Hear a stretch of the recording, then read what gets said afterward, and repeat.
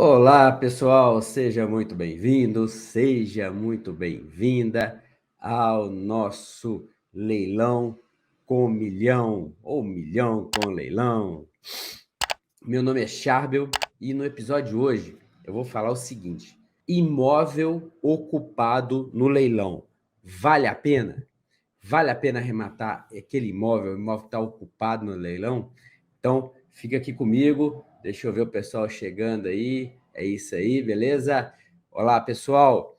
Nós vamos hoje bater aquele papo, porque muita gente fica na dúvida, né? Ainda, apesar de me seguir, alguns começaram a seguir há pouco tempo, mas quem já me segue há mais tempo não tem esse medo de arrematar imóvel ocupado. Mas tem gente que ainda tem medo de arrematar imóvel ocupado.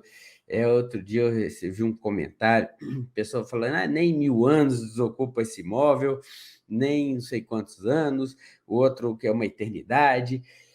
E, gente, esse pessoal não está errado, não, porque às vezes tiveram experiências negativas, mas as experiências que eles tiveram negativas com essas arrematações, de não conseguir arrematar esses imóveis, deixa eu dar uma ajeitada aqui na minha câmera, que ainda não está legal.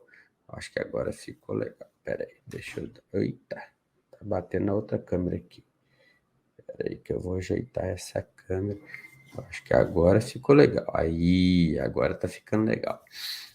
Bom, pessoal, então, muita gente tem uma experiência negativa de arrematar imóvel em leilão, na desocupação, imóvel ocupado, porque simplesmente não se cercou do que tem que ser feito, né? Não tomou precauções e cuidados no que deve ser feito. Então, eu vou aqui mostrar para você se vale a pena ou não arrematar imóvel ocupado em leilão, né? Primeiro é o seguinte, o que é um imóvel ocupado? O imóvel ocupado é que tem alguém morando dentro desse imóvel, né? Então, o imóvel vai para leilão, e tá ali a pessoa, o dono do imóvel, tal, e tá alguém ocupando esse imóvel. Quem pode estar ocupando esse imóvel ali que você vai arrematar no leilão? Quem pode ser a pessoa que está ali morando no imóvel? Primeiro, imóvel ocupado normalmente é imóvel residencial. Pode ser um imóvel comercial? Pode. Pode e acontece. Mas vamos tratar aqui por exemplo, do imóvel residencial. Isso que eu vou falar aqui nessa aula de hoje, nessa live de hoje, envolve também os imóveis comerciais, tá certo? Então, fica atento. Então, quem pode estar ocupando esse imóvel que você vai arrematar? Primeiro, por que isso é importante? É importante você saber quem está ocupando para saber como você vai agir no caso do leilão. E eu vou responder as perguntas. Podem fazer as perguntas aí, quem tiver perguntas, que eu vou respondendo aí durante a live. Inclusive, algumas perguntas que eu já sei que eu vou responder, eu vou respondendo. As outras eu vou anotando aqui e vou respondendo para vocês. E eu já vi que tem pergunta aí do Diego, tá? Então, a gente vai respondendo. Vamos lá. Então, quem pode estar ocupando esse imóvel? Primeiro, o devedor. Que devedor? A pessoa que a dívida está sendo discutida no processo. Esse devedor tem que ser o proprietário do imóvel. Então, só pode perder o imóvel em leilão quem é dono do imóvel. Então, o devedor, o próprio proprietário da dívida, está lá ocupando. Então, é uma dívida de condomínio que a pessoa mora no imóvel, o imóvel é dela e ela não paga. É uma dívida de pensão alimentícia, uma dívida trabalhista, o que for, e a pessoa está lá morando no imóvel. Então, pode ser o devedor, ao Deco falando aí. Obrigado, Deco, obrigado pelo toque aí. Boa noite, imagem e som perfeito. Beleza, ótimo, valeu. Então, pode ser o devedor que está ali ocupando o imóvel. Ponto 1. Então, é o devedor. E aí, no caso do devedor, nós vamos adotar o procedimento padrão de desocupação, certo? Que eu vou falar mais à frente. Pode ser o locatário, o inquilino, aquele imóvel pode estar alugado. E aí serve tanto para... O devedor serve para comercial ou residencial, e no caso do inquilino também. Então, nesses casos, estou falando serve para comercial ou residencial. Então, o imóvel está alugado. E aí, eu tenho um caso, por exemplo, de um aluno que arrematou o imóvel está ocupado. E aí, como proceder? Você tem dois caminhos para proceder, tá? O primeiro e aqui eu não vou entrar como fazer a desocupação ainda, vou deixar para o final. Mas o primeiro caminho é continuar com o contrato de locação, com a locação, não com o contrato, com a locação, e fazer um novo contrato de locação com o inquilino que está ali, e continuar recebendo os aluguéis. Você chama o inquilino, fala com ele que você arrematou, apresenta, e dá um novo contrato para ele fazer para você, e ele começa a pagar os aluguéis para você. Inclusive, se ele não proceder assim, depois que você o notificar, o informar que esse imóvel te pertence, que você arrematou, e ele pagar aluguel para outra pessoa, ele vai acabar devendo, tendo que pagar duas vezes aluguel. Então, você tem que alertar ele, explicar isso para ele. Então, se for inquilino, você pode receber os aluguéis. Ou, se não, você pode pedir ele, determinar que ele saia, porque você vai ocupar o imóvel. Então, você pede o despejo dele, uma liminar de admissão na posse, ou um mandado de admissão na posse, para você ocupar aquele imóvel, sem problema nenhum. O detalhe é que, quando você arremata, normalmente, quando o imóvel está alugado, esse imóvel está com as contas em dia, condomínio, IPTU, porque normalmente o inquilino paga, um bom inquilino, lógico. Na grande maioria das vezes que eu me deparei com o imóvel esteja ocupado por inquilino, estava tudo em dia. Eu tive um apartamento em Barra Velha, que a gente ia arrematar, acabamos não arrematando porque o leilão foi cancelado, e nós verificamos lá com a síndica, com tudo, o imóvel estava impecável, com o inquilino dentro, o inquilino pagando tudo em dia, condomínio, IPTU, mantendo o imóvel bem bonito e tal. Então, a gente tinha até dúvida se a gente ia vender ou manter o inquilino. Ou se não, se a gente ia tirar o inquilino, a gente ia vender com o inquilino lá dentro. Eu tinha já combinado com o parceiro que ia arrematar junto o seguinte, ó, tá com o inquilino. A gente pega, transfere o contrato no nosso nome, o inquilino vai pagando as despesas, pagando aluguel para a gente põe à venda. Quando vender, a gente notifica o inquilino se quiser comprar da gente, a gente vende para ele, se ele não quiser, a gente põe à venda, e quando vender, o inquilino tem o prazo para mudar. Então, você, enquanto está esperando para vender o imóvel, você ainda está recebendo aluguel. Olha que beleza. Então, não, é bom. Eu até prefiro o imóvel que esteja com inquilino do que o imóvel que esteja com devedor, porque o trâmite de desocupação é mais tranquilo, né? A pessoa que está ali não se sente dono do bem, e também ela vai te passando o dinheiro ali. Ó, o Gabi, boa noite, Gabi, beleza? E aí o seguinte, vamos lá. Pode ser também, boa noite, Sandra, tudo jóia? Pode ser também um parente do devedor. Vamos supor que o devedor compra aquele apartamento, compra um apartamento e põe a mãe dele morando naquele apartamento. A mãe dele está lá morando no apartamento.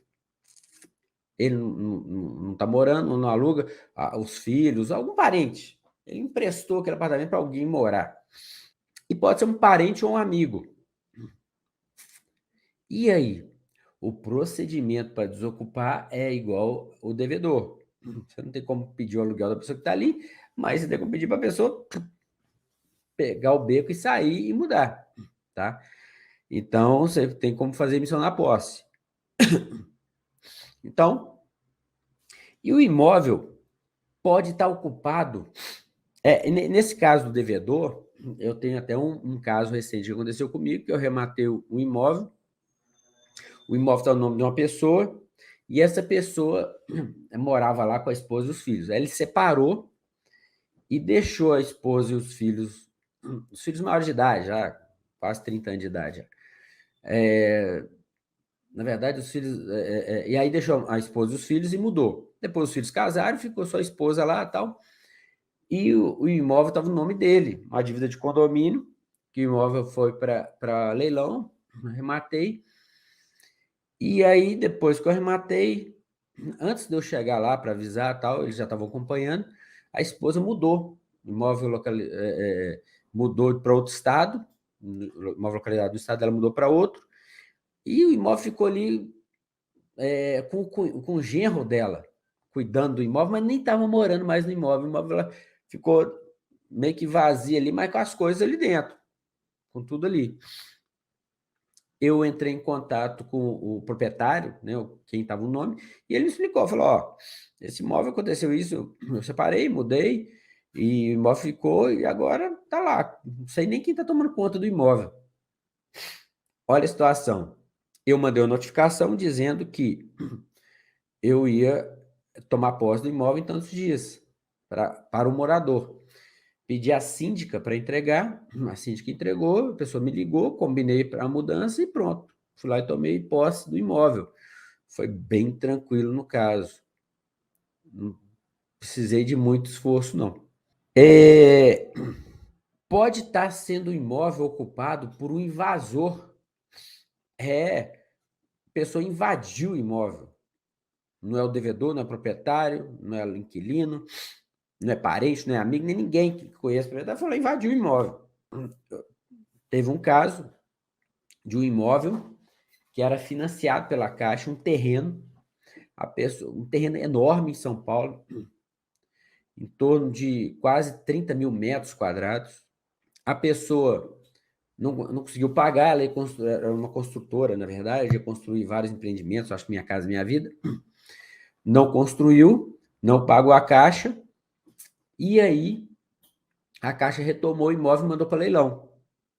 O imóvel avaliado em 20 milhões pela Caixa, mas valor real de mercado 30 milhões, e se a pessoa entregasse para uma consultora, chegava a 50 milhões. Assim. Pois bem, esse imóvel foi para leilão, sabe por quanto? 800 mil reais. Acabou sendo arrematado por 2 milhões e 300 mil. E eu fui procurado para analisar esse imóvel. Por que esse imóvel estava com valores tão distantes, né? A Caixa valeu em 20 milhões, ele valia 30, podia chegar a 50, mas estava sendo indo a leilão por 800, acabou saindo por 2 milhões. Porque tinham 300 famílias invadindo esse terreno, ocupando esse terreno. E a pessoa que ia arrematar, ela teria que fazer toda a desocupação. A Caixa, inclusive, tinha entrado com a integração de reintegração de posse, tinha até uma liminar favorecendo ela, mas ela não queria executar essa liminar, porque politicamente não é interessante para a Caixa. Então, é um banco do Estado, do governo estatal, né? Do governo, da União, um banco estatal, tal, e não era interessante para ela. Então, essa pessoa, eu dei um parecer dizendo o seguinte, ó, você consegue desocupar, você consegue retomar a posse. Acontece que, primeiro, vai demorar, leva aí um tempinho, pode levar uns 2, 3, até 4 anos. Em segundo lugar, tem todo esse transtorno pode dar imprensa, pode dar repercussão nacional, local, papapá, envolve vários órgãos, Ministério Público, se tiver criança, Juizado da Infância, Ministério Público da Criança e tudo mais, tal, Polícia Militar, tem que combinar com um batalhão de polícia, desocupação e tudo mais, tal. Tem uma questão da pandemia, tem normas aí, tem decisões aí do STJ impedindo a desocupação e tudo mais. A pessoa fez a análise e falou: vale a pena. Vale a pena. Ganhar aí 10, 20, 30, 40, 50 vezes mais. Deixa eu fazer as contas aqui. Quantas vezes mais que ele ganhou? Vamos pôr 50, 10, 15, isso aí, 25, 30 vezes o dinheiro investido em 3, 4 anos, vale o risco, né? E vale o risco não existe, vale a demora, o prazo e tal. Em contrapartida, esse é um prazo máximo, ele podia desocupar com 1 ano e meio, até 2. Então, a pessoa foi lá e rematou. Então, não é porque está ocupado, está com invasão, está um negócio de outro mundo, que você vai fugir do negócio. Você vai analisar. Você quer enfrentar? Vale a pena? O lucro vai ser alto? Vai ser bom? E aí ele entrou na parada. Então, você tem casos e tem casos. Você tem casos de ocupações que são muito complicadas e acabam não valendo a pena. Por exemplo, se tiver um imóvel com invasão, e essa invasão, e esse imóvel, esse leilão vai te dar um pouco lucro, vai demorar, pula fora, não vale a pena. Mas se o lucro for enorme, apesar do trabalho, vale a pena.